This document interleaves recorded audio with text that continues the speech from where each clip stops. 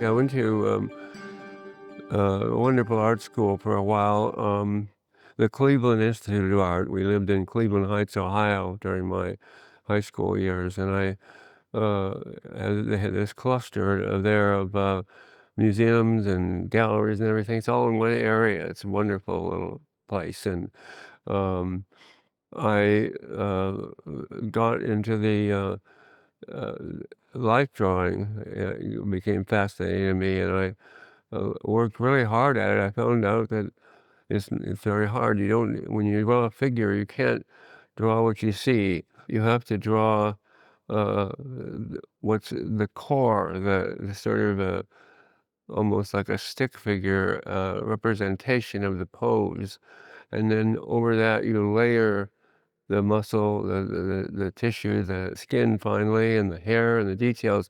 And it goes from the inside out when you draw. If you don't do that, the figures don't look realistic. And that was the way the old masters worked. And I ended up being pretty good at it and wanting to use it for something. So it got into my other thinking. I think, okay, well, now I got this knowledge of the way organic things are evolved.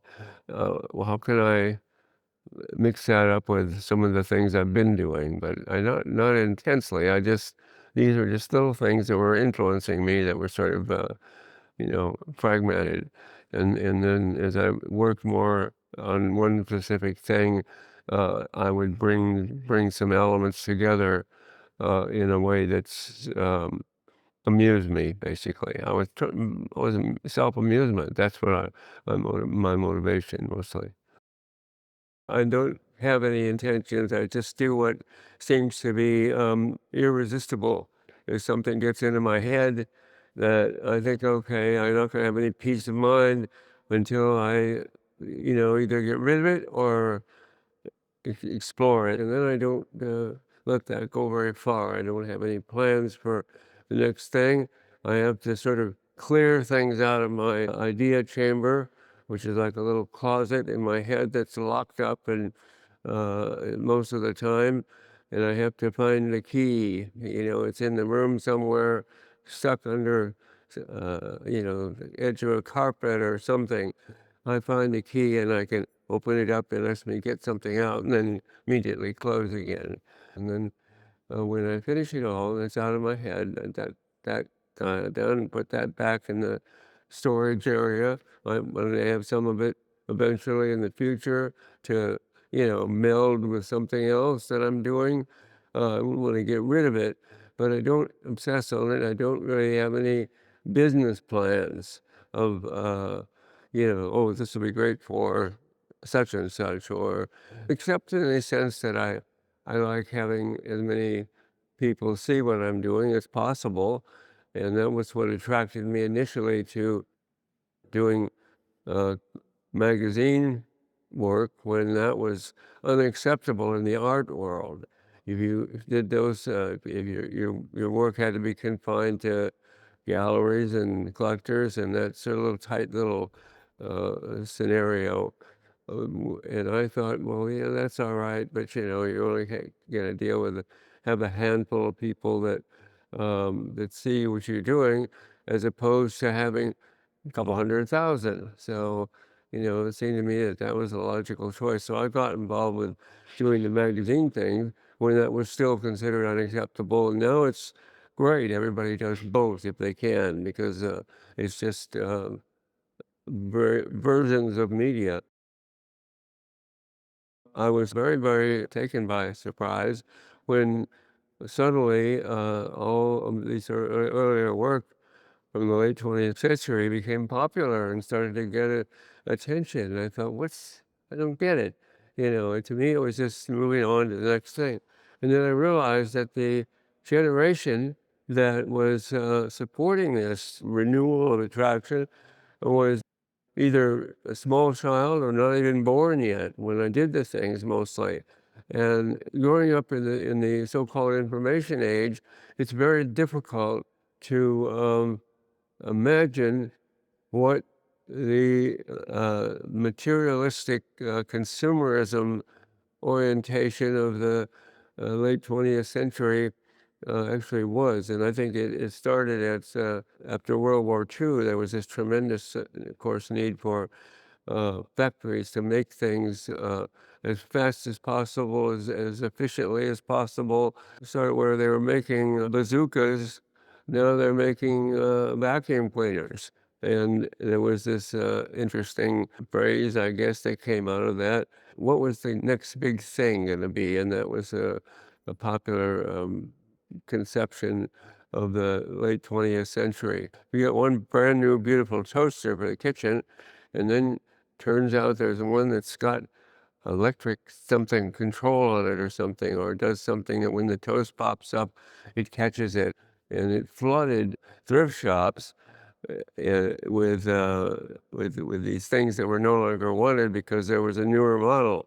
So I got all my raw materials almost for nothing, thrift shops or yard sales. I don't know, I haven't seen a yard sale in a while, but it used to be, they were fascinating in the Hollywood area where I lived for 30 years. So I think I'll take this toaster and I'll slice it in half and put a base on it and make it into bookends.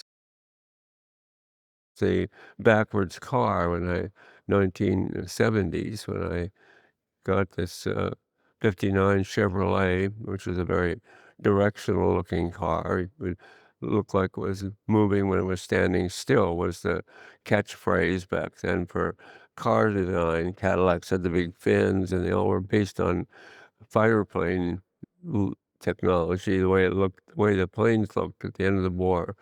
And I got my Chevrolet, 59 Chevrolet, and somehow managed to turn the body around backwards so that it looked completely normal. It was just going the wrong way. So you can imagine the chaos that caused. In 2000, I was hit in the Presidio in San Francisco by a motorist who didn't even slow down. And I had all four limbs of my pelvis fractured and had to stay in the hospital for almost around 3 months and then get out and then just, had to rebuild everything. But my body was a mess. And after I got out of that and healed again, I thought, okay, this is where my design background comes in. I haven't really ever used it for anything except just to make fun of. Uh, what can I make that will allow me to stay out there pedaling like that and give me some protection, some carrying capacity, comfort, so things that bikes can't offer. So I came up with this design for four-wheel pedal vehicle that I'm still using. It's been 18 years almost. It's been almost 35,000 miles on it, if you can believe that, three times around the world. And also, I got interested in scooters because that was an interesting, I mean, totally simple thing. The kind of, not the electric damn things, but the ones that you actually push with your leg. And I said, maybe there's a way I can come up with something that might be more useful. And it struck me that why not figure a way to make it so that you're pushing forward with one knee and pushing back with the other. So you get twice the power. Instead of just one level going back, you're going forward and back together.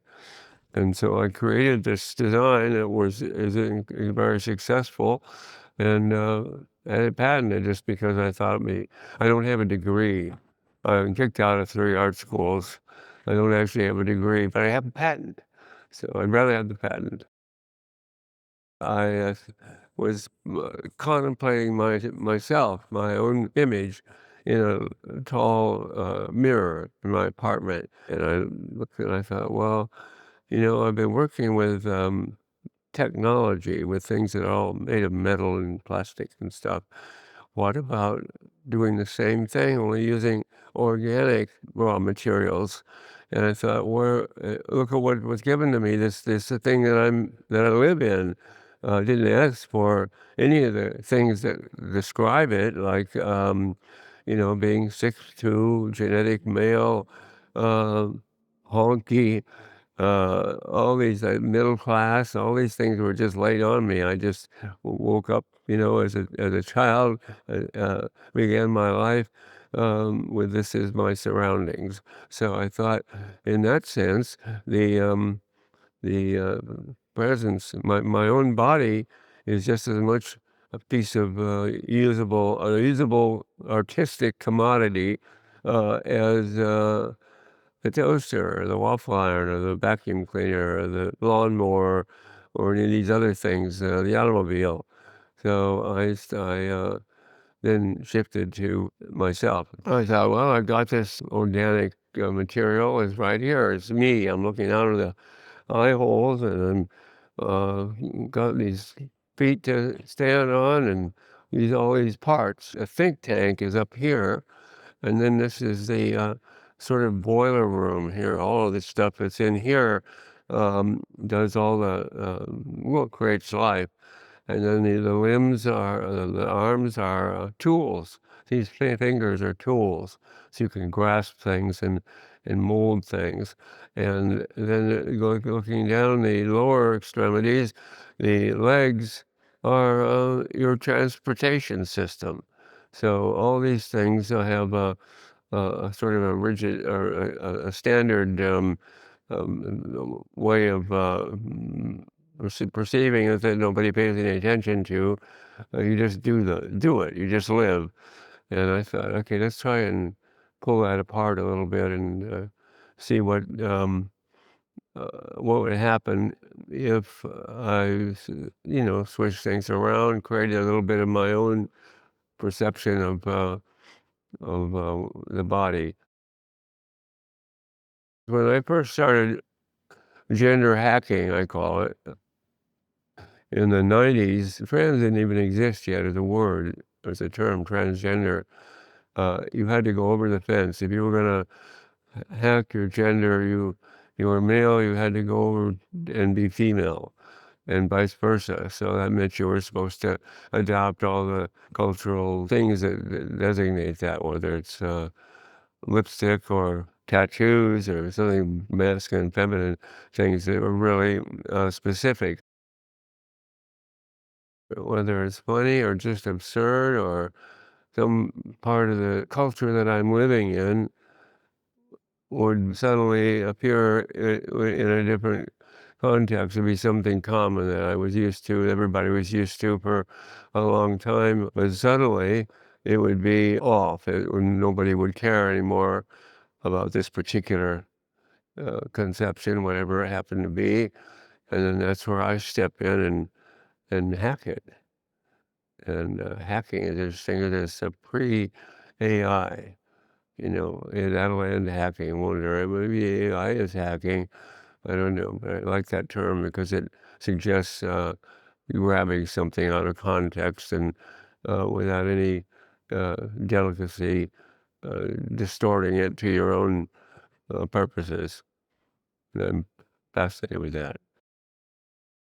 I don't know what's next. It'd be interesting to see, and I hope that I live long enough, although I doubt I have much chance to do that, to see the next phase, to see where information technology is going to do. What is it? What happens after the pod that we all carry around? We'll continue to carry those, of course, but will they uh, create a life of their own? Is that what AI is? Something will happen, and I don't know. I don't even want to think about it. I just want to live long enough to be able to pick up some hints of it and create my own abstraction.